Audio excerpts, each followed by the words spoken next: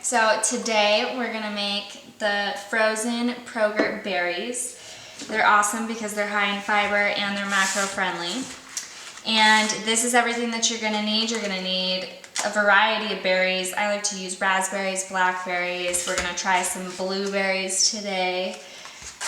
Depending on if you wanna make a single serving or a double serving, I'm making a double serving today. You're gonna need some yogurt. I prefer to use the low fat just because my fat is low in my diet, but if yours isn't, feel free to use the more delicious, creamy, fattier yogurt.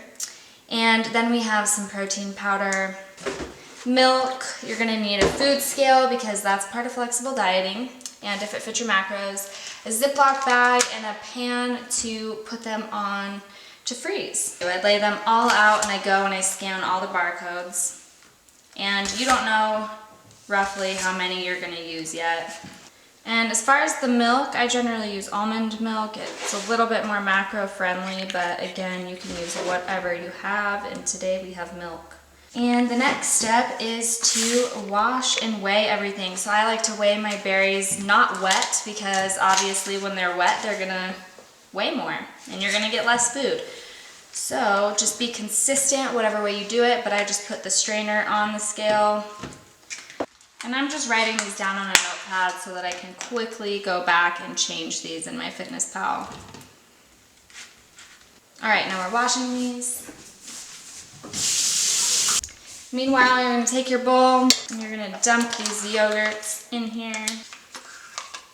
If you guys have a Fred Meyer in your area, they have this one that's called like Carb Conscious, and it has like the least amount of carbs in any yogurt that I've ever seen. I've already measured out this yogurt, protein powder. Add that in.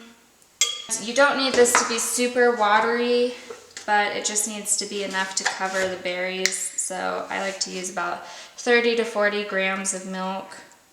Then you stir it.